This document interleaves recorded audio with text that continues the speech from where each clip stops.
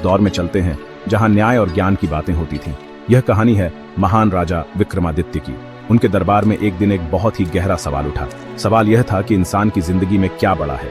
क्या उसका कर्म यानी उसकी मेहनत, उसकी कोशिशें बड़ी हैं, या फिर उसका भाग्य यानी उसकी किस्मत जो पहले से ही लिखी जा चुकी है? ये एक ऐसा प्रश्न है जो सदियों से हम सभी के मन में उठता रहा है। कभी लगता है कि मेहनत ही सब कुछ है, तो कभी लगता है कि किस्मत के आगे किसी की नहीं चलती। दरबार में बैठे विद्वान और मंत्री दो हिस्सों में बंट गए। कुछ ने कहा, महाराज, भाग्य ही सर्वोपरि है। जिसके भाग्य में राजयोग लिखा है वह राजा बनता है, चाहे वह कुछ भी न करे। उनकी दलील थी कि किस्मत का लिखा कोई नहीं टाल सकता। दूसरी ओर कुछ विद्वानों ने जोर देकर कहा, नहीं महाराज, कर्म ही प्रधान है। कर्म के बिना भाग्य भी फल नहीं देता। एक इंसान अपनी मेहनत से अपनी तकदीर खुद लिख सकता है। उनकी बातों में भी दम था, क्योंकि बिना कोशिश किए कुछ भी हासिल करना नामुमकिन सा लगता है। ये बहस काफी देर तक चलती रही और कोई भी एक नतीजे पर नहीं पहुंच पा रहा था। राजा विक्रमादित्य, जो अपनी बुद्धिमानी के लिए जाने जाते थे, सबकी बातें बड़े ध्यान से सुन रहे थे। उन्होंने देखा कि यह सवाल सिर्फ किताबों या बातों से हल नहीं हो सकता। इसका जवाब तो जिंदगी के अनुभव में ही छिपा है।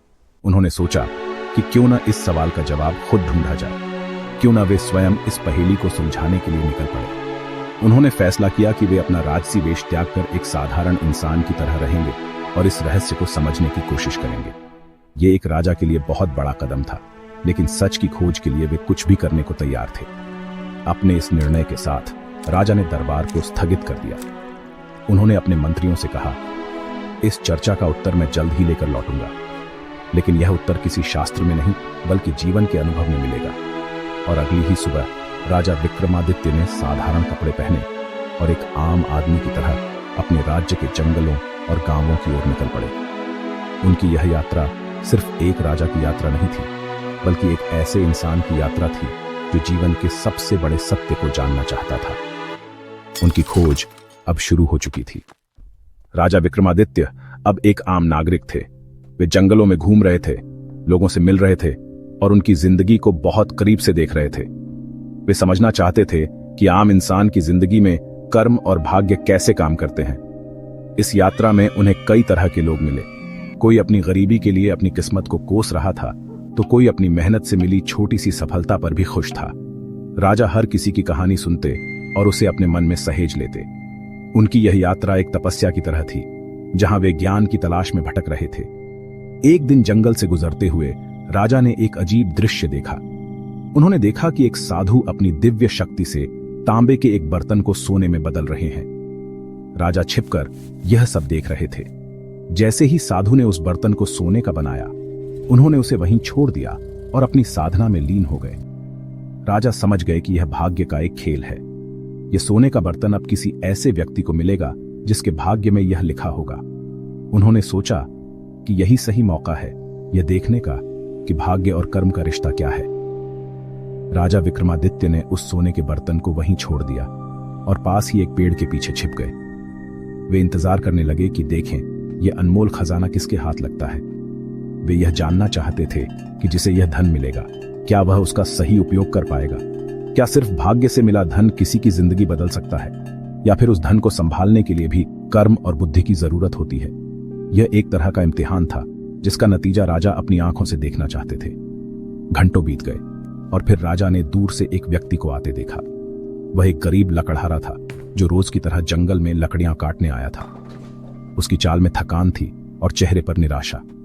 वह अपनी किस्मत को कोसता हुआ आगे बढ़ रहा था। राजा विक्रमादित्य उसे ध्यान से देखने लगे। उन्हें लगा कि शायद यही वह व्यक्ति है जिसके भाग्य में यह सोना लिखा है। अब यह देखना था कि यह सोना उसकी जिंदगी में क्या बदलाव लाता है और वह इसके साथ क्या करता है। वह गरीब लकड़हारा अपनी ही धुन में चला आ रहा था। वह मन ही मन सोच रहा था, हे भगवान, कैसी जिंदगी दी है मुझे। दिन भर मेहनत करता हूं, फिर भी 2 वक्त की रोटी मुश्किल से मिलती है। काश मेरी किस्मत भी अच्छी होती। वह इतना परेशान था कि उसने सोचा, आज मैं आंखें बंद करके चलूंगा, देखूं तो सही मेरी किस्मत मुझे कहां ले जाती है। और ऐसा सोचकर उसने अपनी आंखें बंद कर लीं और लड़खड़ाते कदमों से आगे बढ़ने लगा। यह कितना अजीब था कि जब भाग्य उसके सामने था तो उसने अपनी आंखें ही बंद कर ली थीं। पेड़ के पीछे छिपे राजा विक्रमादित्य यह सब देखकर हैरान रह गए। लकड़हारा आंखें बंद किए हुए ठीक उसी सोने के बर्तन की ओर बढ़ रहा था। राजा को लगा कि अब वह बर्तन से टकराएगा और उसकी किस्मत खुल जाएगी, लेकिन किस्मत का खेल देखिए। जैसे ही लकड़हारा उस बर्तन के पास पहुंचा, उसका पैर एक पत्थर से टकराया और वह बर्तन को बिना देखे ही उसके पास से गुजर गया। सोने से भरा बर्तन वहीं का वहीं पड़ा रह गया और लकड़हारा अपनी गरीबी को कोसता हुआ आगे निकल गया। भाग्य ने दरवाजा खटखटाया, लेकिन वह सुन न सका। राजा विक्रमादित्य को अपनी आंखों पर विश्वास नहीं हुआ। उन्होंने देखा कि भाग्य ने तो अपना काम किया था। लकड़हारे की किस्मत में वह धन था, लेकिन उसके कर्म यानी उसकी उस वक्त की सोच और हरकत ने उसे उस धन तक पहुंचने नहीं दिया। अगर उसने आंखें खुली रखी होती, अगर उसने निराशा में डूबने की बजाय उम्मीद से आसपास देखा होता, तो आज उसकी जिंदगी बदल जाती।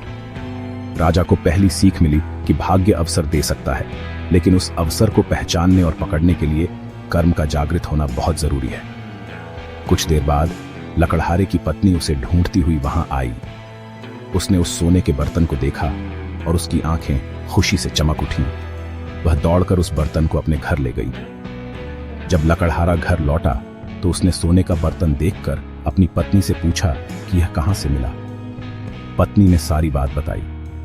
लकड़हारा अपनी बेवकूफी पर पछताने लगा, लेकिन अब क्या हो सकता था। उन्हें लगा कि उनकी सारी मुश्किलें खत्म हो गईं, पर कहानी अभी बाकी थी। उन्हें धन तो मिल गया था, पर उसे संभालने की बुद्धि और कर्म उनके पास नहीं थे।